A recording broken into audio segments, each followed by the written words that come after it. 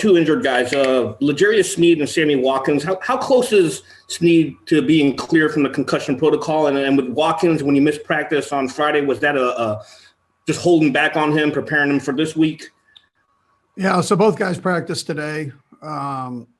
Sneed's good to go. He's been cleared. And Sammy worked today. That was just a precautionary thing.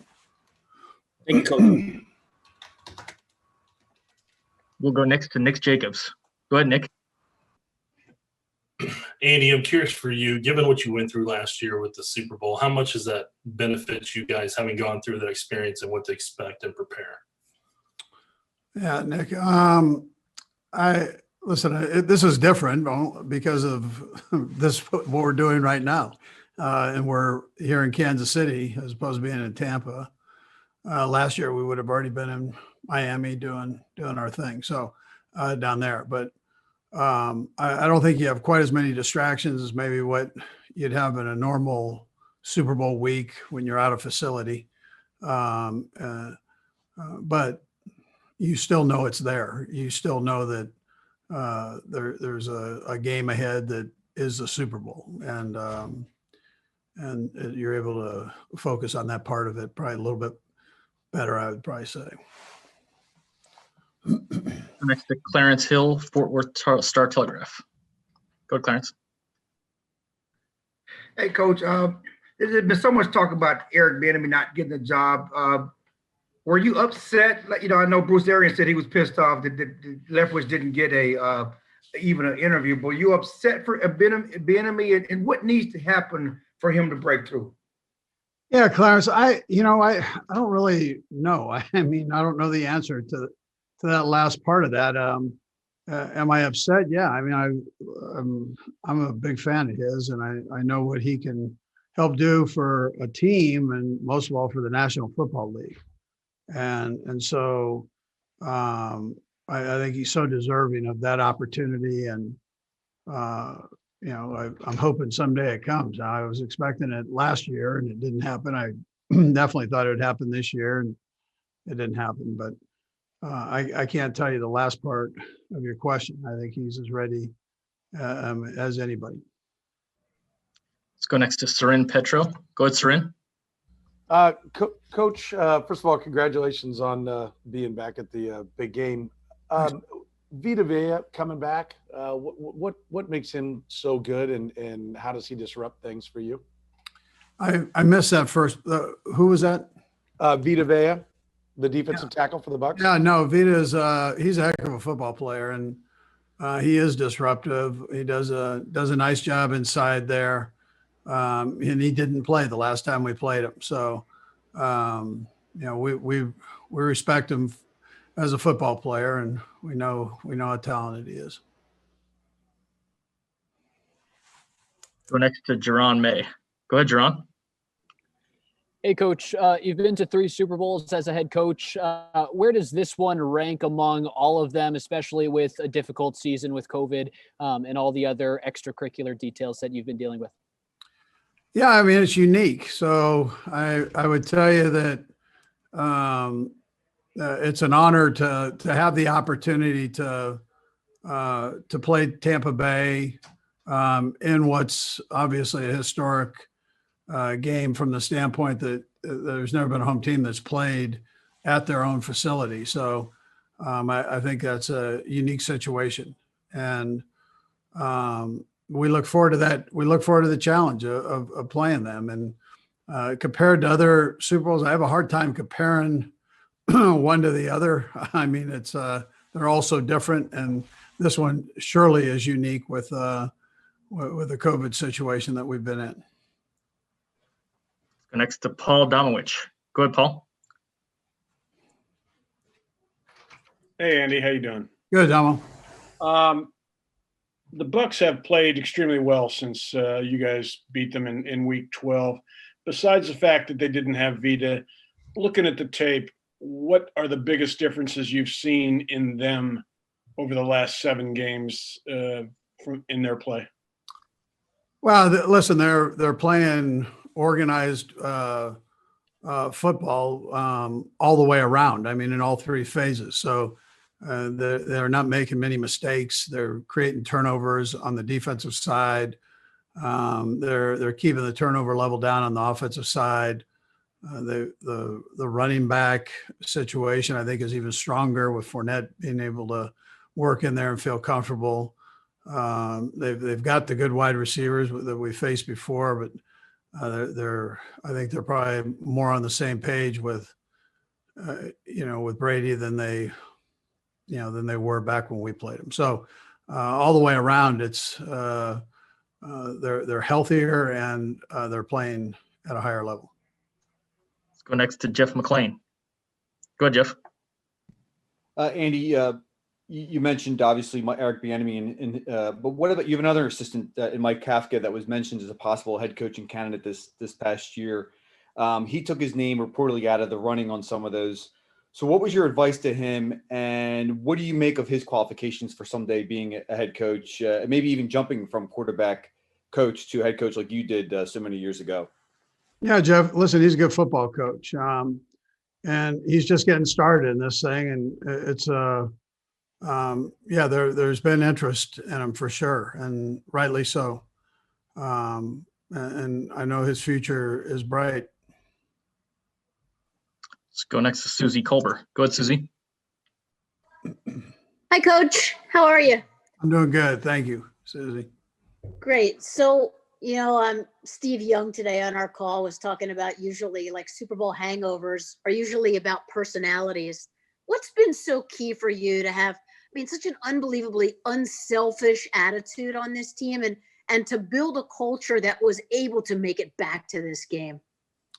Yeah, listen, our guys, I think, enjoy being around each other. Brett Veach did a nice job of bringing everybody back, and they're an unselfish bunch that like to play, and they like to play together, and that I think that's one of our strengths as a football team. So it's a great culture.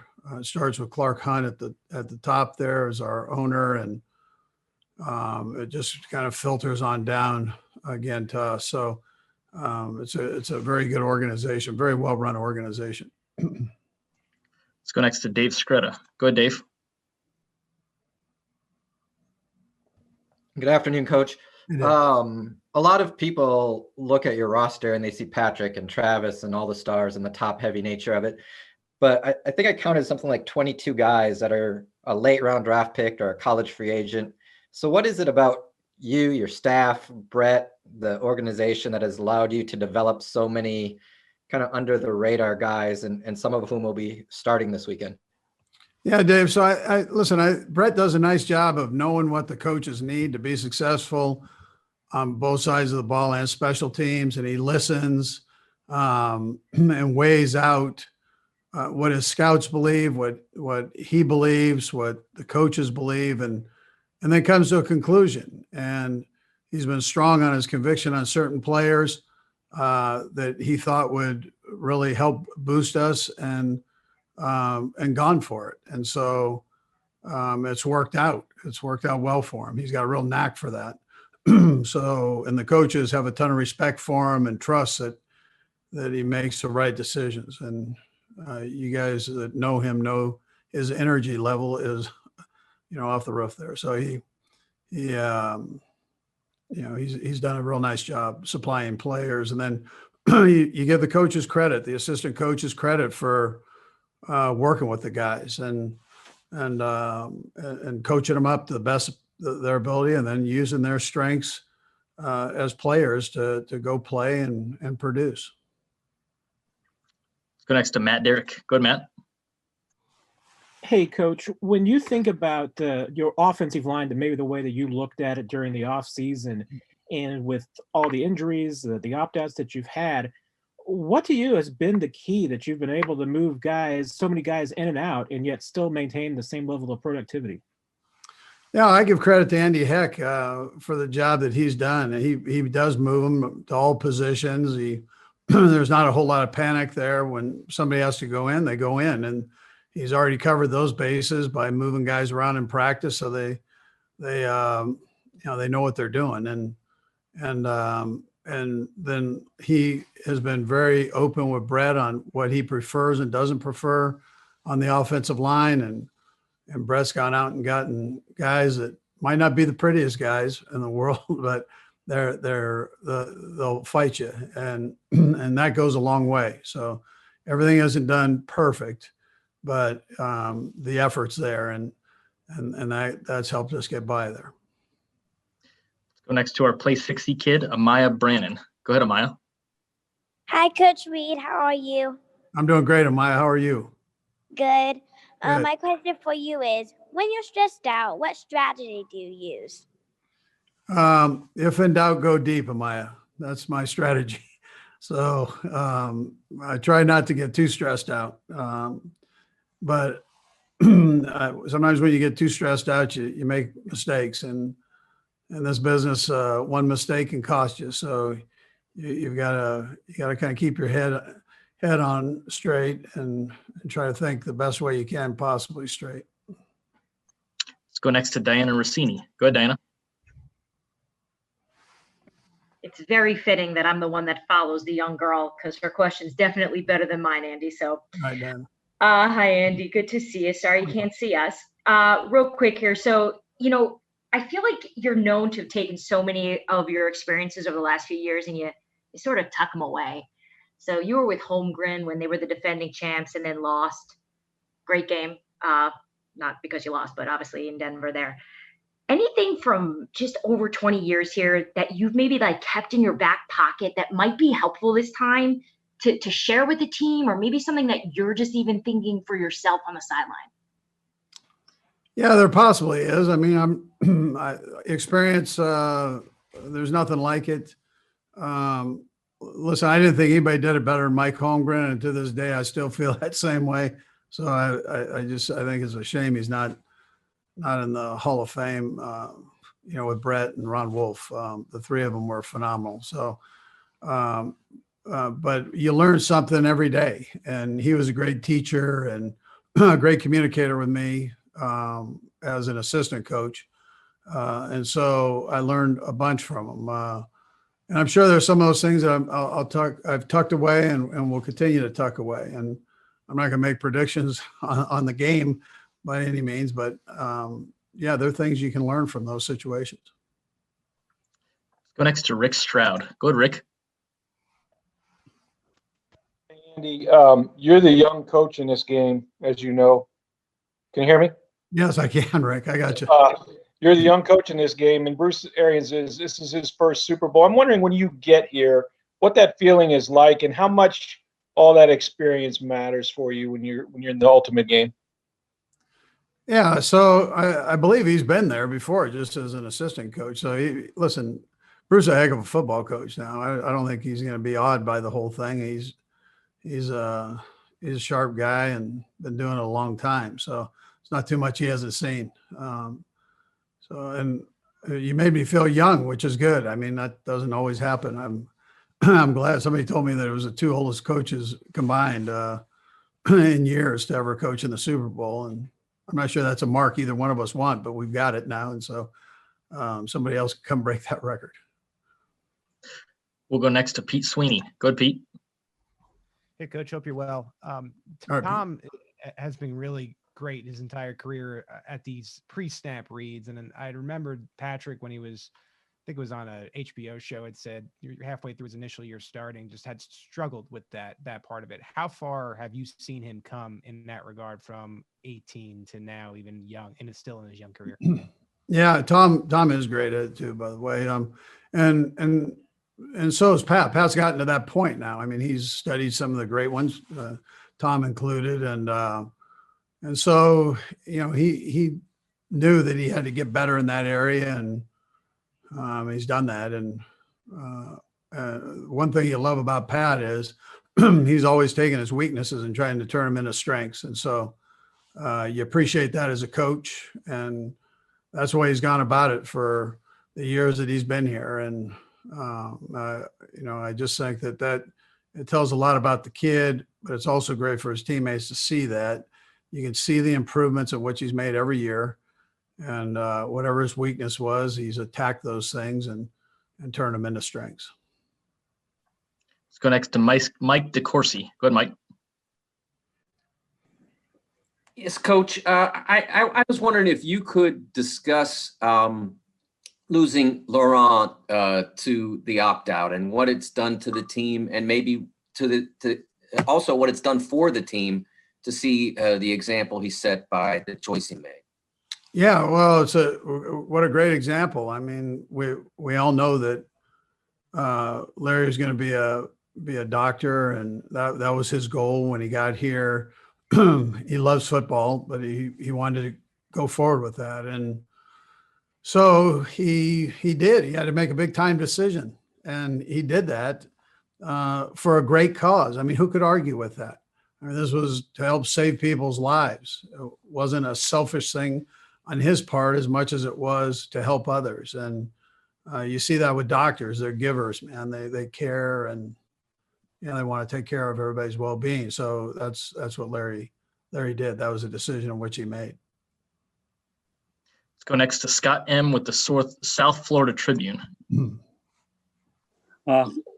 Good afternoon, Coach. Nice talking to you. Let's talk about the familiarity factor. Obviously, you played the Buccaneers before. Are there any things that you take away from the second time that you normally wouldn't have had the first? Obviously, during divisional play, you see an opponent the second time, and now you have the opportunity to do it again here in the Super Bowl. Thank you, and congratulations to be back here. I think so. Yeah, I think naturally you take things away. I mean, whether it's the setup of the stadium to the hotel, to the, obviously to the field and the game and the players involved in it. But it will be different too. It is a Super Bowl. They are healthy. They will have change-ups for us as we go. I mean, they're well coached, and they've got a lot of veteran players there that you can give things to, and as change-up pitches for whatever opponent they're playing. So we know we'll see some different things and need to adjust to them and go from there. Likewise, we go through the same thing. I mean, there are things that we'll show that they'll have to adjust to. I think both teams will know each other's base ground formations and tendencies and those type of things. Yeah. Go next to Therese Paylor with Yahoo Sports. Go, Therese. Hey, Coach, how you doing today? Yep. Hey, quick question for you. What with Kelsey and Gronk, I think this is an interesting matchup between two great tight ends. You've been around in this league a long time. Just how have you seen those two kind of push the position forward in the way that position is seemingly used now as a security blanket for quarterbacks?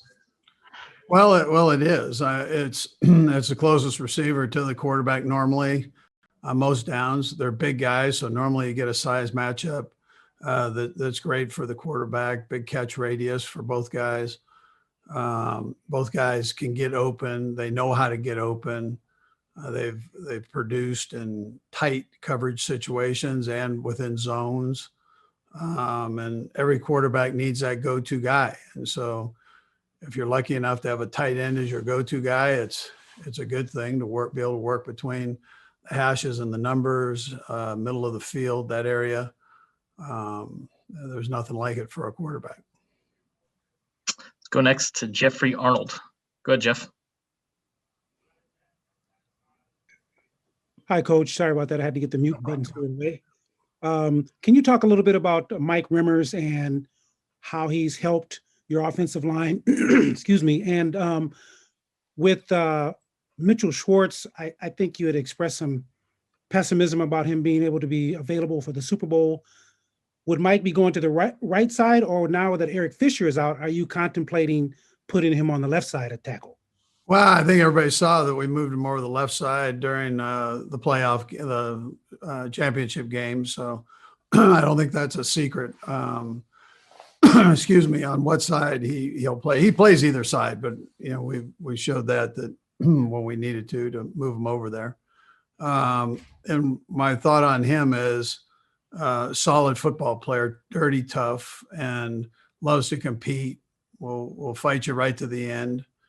He's one of those guys. Not everything's pretty, but he's going to battle you, and that goes a long way. With me, it goes a long way with Coach Hack and his teammates. Let's go next to Mariano Sanito. Go ahead, Mariano.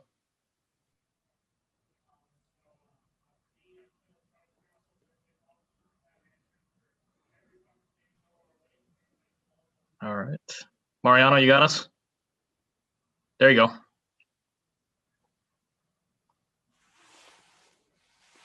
Okay. We'll come back to you, Mariano. Let's go next to Randy Zila. Go ahead, Randy. Hey, Coach. Thanks for taking the time today. Congratulations also. So, Coach, winning the Super Bowl last year sets an unbelievable expectation for the following year.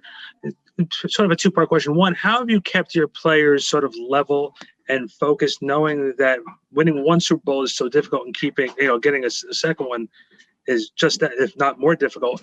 And two, what does it mean for you and your coaching staff to sort of be able to show the whole league that, you guys are, like, I don't want to say the real deal, but you guys are the best coaching staff in the NFL to be back here for a second straight year? Yeah, well, listen, I mean, there are a lot of good coaches and coaching staffs in this league. We're fortunate to have good coaches, yes, but also good players, and guys that stayed focused. I mean, whether it was coaches or players, they stayed focused on the process, and that's easier said than done at times. So, but you still have your Tuesdays, your Wednesdays, your Thursday, Friday, and Saturdays to get yourself right in preparation for a game. And if you skip up on those, it doesn't matter if you're trying to get a Super Bowl win for your first time or you're going for your second one. You better take care of and follow the process. So that's one thing our guys have done. They've been able to focus on that through COVID.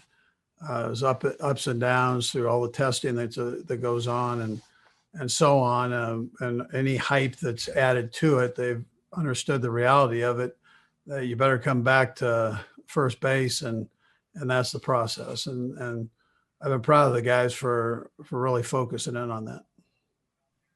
Let's go next to John Halling with Sky Sports. Go, John.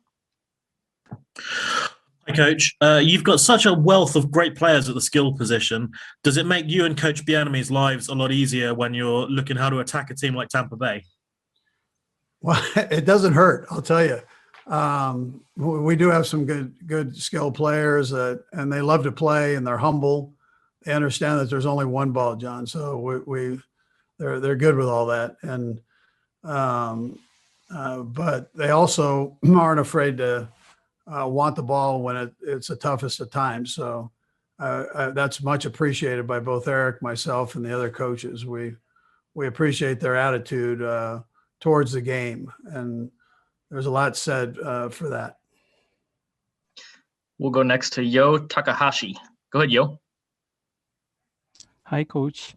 Hi. I have just a simple question. What is the most challenging things going against Tom Brady's team, and how much confidence you and your team has? Yeah. So they listen. They've got great coaches. They've got great players, and Tom is a uniter. So you saw that in New England for all those years, and you've seen it this year in Tampa. So it's great to have a player. We're fortunate to have Patrick and the Honey Badger. These guys do that for us. But I'm proud of our guys and the humble approach that they've taken and the respect that they have for Tampa Bay. I mean, Tampa is a good football team, and we respect that, and we know we'll have to play well against them. So we appreciate that challenge, though. We're we're all in this for the challenge of trying to be the best we possibly can. To do that, the competition needs to be the best to bring out the best, and we appreciate that challenge. Let's go next to John Romano. Go ahead, John. Hey, Coach, you've obviously had a lot of movement on the offensive line this year. Other than the talent level of going from one guy to the next, what are the challenges of keeping a group that needs to work together in sync as you go through all these combinations?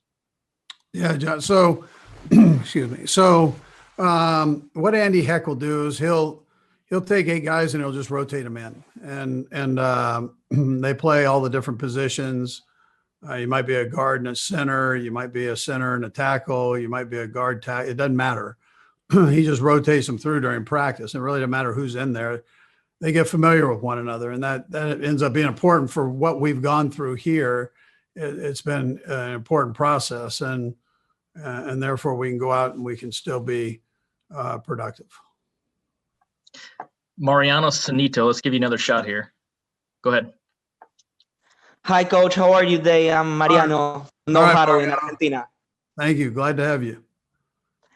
It's a pleasure to be here. My question for you is, how different is it this year preparing for a Super Bowl compared to last year, where you were supposed to make a run and you were already a candidate for the Lombardi Trophy, and this year you are the clear favorites? But is there anything different preparation-wise or in the mindset of preparing for this game compared to last year, where you arrived for the first time with the Chiefs? Also, a quick side question: in the event of a Super Bowl win, is there another cheeseburger waiting for you?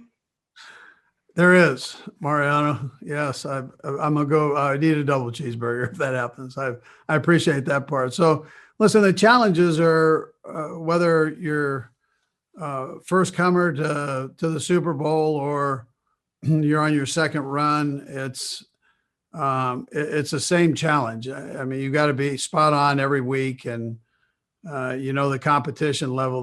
There's just a small margin between winning and losing in this league. And so you've got to be your best every week, or you're going to get bumped off. I mean, that's just how it goes. And there's an ebb and flow in a game. You're going to have highs and lows, and you got to work through those son of a guns, and you can't get yourself too high. You can't get yourself too low. And normally if you get a lead on somebody, they're going to put a push on to come win the game. I mean, that's how it goes. You see it in all professional sports, whether it's the NBA or Major League Baseball, football, it's soccer. I'm sure is that same way, that somewhere the team that's not doing as well gets it together, and they put the push on, and you got to be in the right frame of mind to handle that and stay mentally tough enough to handle those situations. We'll go next to Lindsey Jones. Go ahead, Lindsey. Hi, Andy.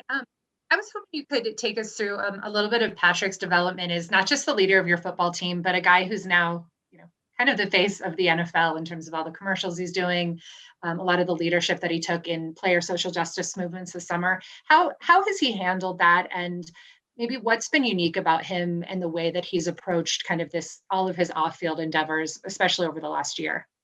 Yeah, Lindsey, he doesn't let any of that get in the way. He just keeps going, and he's got a mind. I mentioned about Brett Veach's energy. He has that type of a mind that it doesn't shut off very often, and if it does, it's only for a while to sleep, and then it's back up and it's rolling. He's an inquisitive kid that loves doing what he's doing, and he loves people. He's not an introvert that way, and he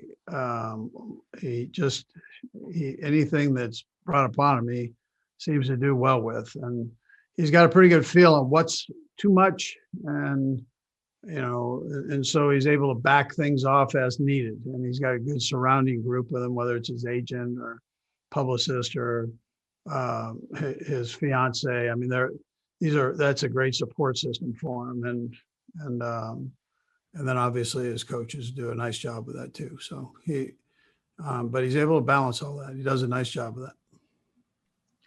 Let's go next to Pete Gradoff. Go ahead, Pete.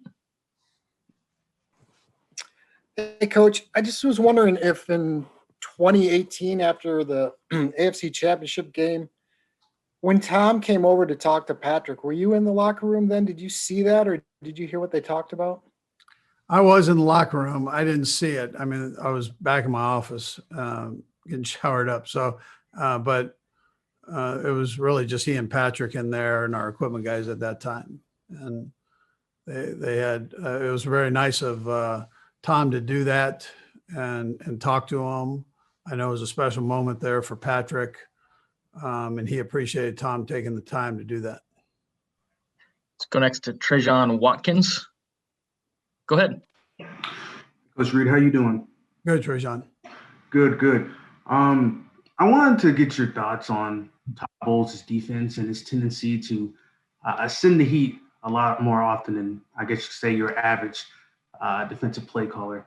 Does this tendency to send more blitzes than usual concern you any bit now compared to when you two Chiefs and Bucks faced off earlier in the regular season? And do those extra blitz tendencies worry you, especially with the injuries along the offensive line? Well, I liked him a lot better when he was my defensive coordinator. I'll tell you, it was good to have him on my side. He challenges you, and that's why he's special. He's a special guy and special coordinator in this league, and he's another one that probably could have been a head coach this year too. So I mean, he's a sharp guy. He's got NFL experience as a player and a coach.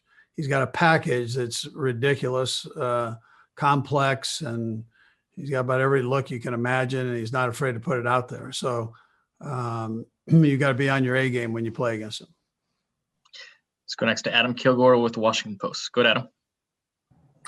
Andy, what to you stands out most or is most unique about the way Travis Kelce sort of, has developed like the craft of getting open? And is there anything within that you can kind of tell that he used to play quarterback, that kind of the way he sees the game or moves out there?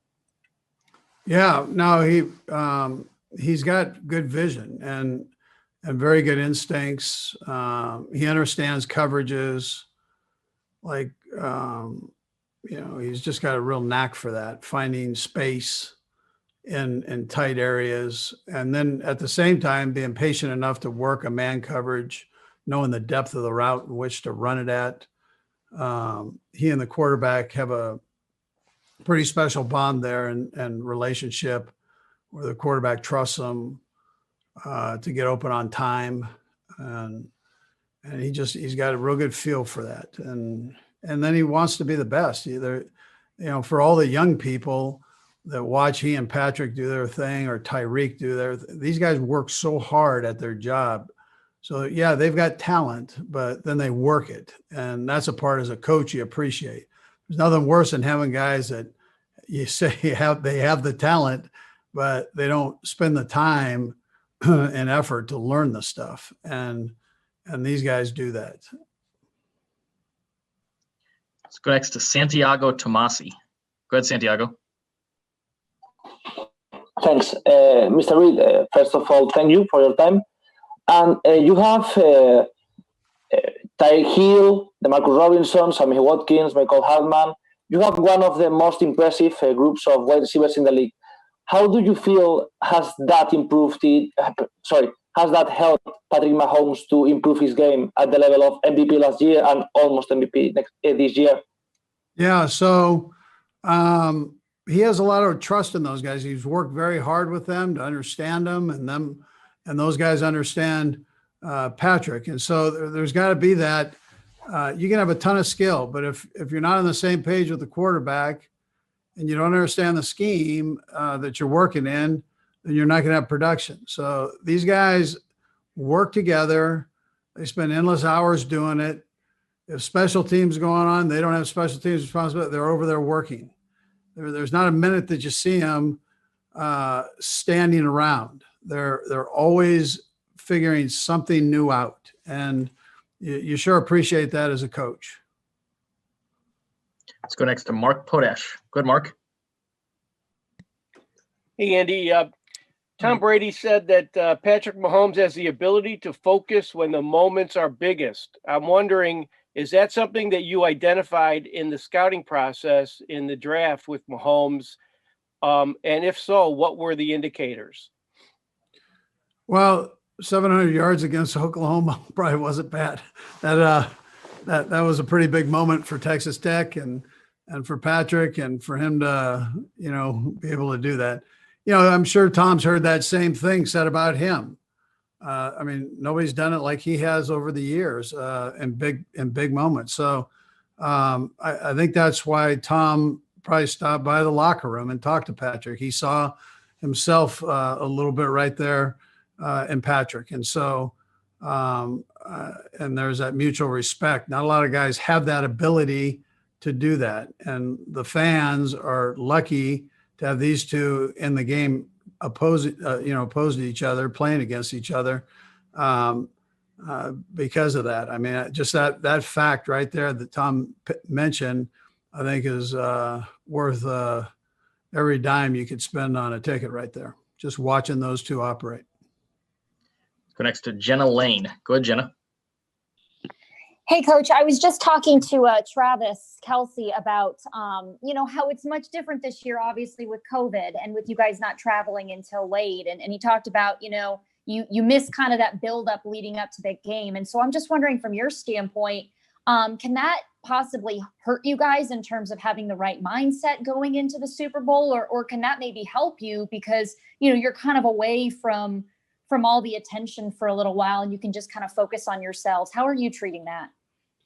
I'll be able to answer that probably after the game, but I think I think it's okay. It's unique. Having been there last year with all the hype and now we're doing this. So I think this week though, it intensifies with the media and they'll get that feel. And then you see everything on ESPN and all these different networks promoting the game. So you get the nice Nike gear out and you're ready for that and rolling there and so on. So, it's it'll start ramping up this week a little bit different than being there, but I still think you'll be okay knowing that you're in the Super Bowl. Let's go next to Henry Winkler. Go ahead, Henry. Or Adam, I'm sorry. Go ahead, Adam. Hey, I've been called worse. That's okay. I was getting the fawns for about a minute. Hey, baby, I was getting fired up. Sorry to disappoint you, Coach. No, you're all right.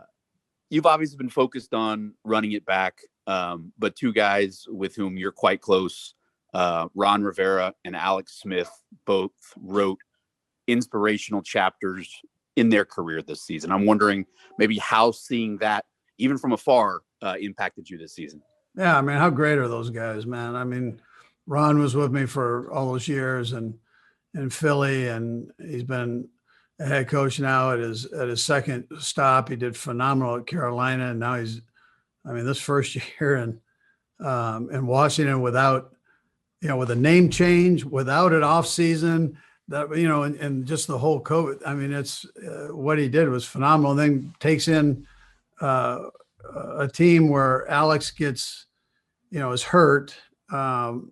And then he works through the quarterback situation, ends up with a kid that nobody knows, and they dang near win the game. I mean, it's they put on a great performance. So Ron Rivera is a tremendous coach. There's nobody better than Alex Smith, man. I'll tell you, just one of my favorite guys. And the story, all you have to do is watch that special on him, and you fall in love with the guy.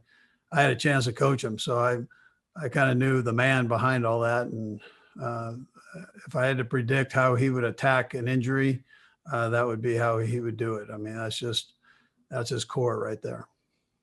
Let's go next to Nate Taylor. Go ahead, Nate. Hey, Andy, good to see you. It just got reported that it looks like Daniel Kilgore and Demarcus Robinson were put on the COVID-19 list due to close contacts. I'm just wondering if you can confirm that and how much you learned of it, and if they were with the guys today, or did you find this out yesterday? No, we found it out yesterday. Yeah. So that's about as far as I can go with it, but they'll work through it. Let's go next to Joey Redman. Go ahead, Joey. Hey, Coach, appreciate you. So your third Super Bowl coaching experience, the first one, obviously the fan thing is going to be an interesting dynamic, and we've been dealing with it all season, but I'm just wondering, in a Super Bowl game, when everything is at a bigger stage and it's, you bring out all the stops, how does the difference in crowd affect your ability to maybe expand the playbook in a certain way or affect offensive tempo in a certain way going into this game? Yeah, well, I mean, you don't have as many fans, so it's not as loud normally as obviously what it normally is. But there's still enough noise when fans are let in, like they will be in the Super Bowl, where you've got to be aware of that. When you played in these empty stadiums, you could just use your snap count any way you wanted to use it, and like being at home. So it was definitely a different experience. We'll go next to Rob Matty. Good, Rob. Hey, Andy. Hello from Philly. I apologize if you've had this question come up. I've been bouncing around Zooms. Just wondering if you had an opportunity to chat with Doug Peterson since he was let go, and what you thought of what he was able to do there, accomplish in such a short period of time, and were you surprised at how it ended up? Yeah, so I have talked to Doug. He's doing well. Things happen in this business. I'm not privy of the behind the doors issues, and I don't really want to get involved in those issues. I've got enough things that you have to take care of with your own team, so I don't need to deal with the other part. But I was proud of him for winning a Super Bowl there. I think it was great for the city of Philadelphia, and great for the actual organization of the Eagles. Well deserved by everybody there. I just think it was time, and I'm so happy for the people of Philadelphia. Thank you. We'll go next to Jory Epstein. Go, Jory. Hi, Andy. How are you doing today? Yeah, thank you. I'm doing good. You mentioned that your players who have been ruled close contacts will get through it, but do you say anything to the guys differently about the COVID protocols this week, given the stakes, or do you change anything? You know what? The NFL has done a great job with it, of presenting different safety things for the players to stay as safe as possible. We've been hammering this point home for forever. The problem is you're fighting the invisible man. So it just it gets you when least expected, and we're seeing that everywhere. And so it's an unfortunate thing. These guys were being as safe as they could be, and we'll just see how it goes. But the league's got built-in rules and regulations, and so we follow those, and it'll all work out. I mean, it'll all work out for them when it's all said and done. So, but you follow the rules, man. They're there for a reason. These guys have done a great job with it. I mean, my hat goes off to the NFL and to all these teams for doing this. I think we all know that it's a tough situation, and you're fighting germs, and they're hard to see, man. Got time for one more, and we'll go to Peter Carline. Go ahead, Peter. Hello.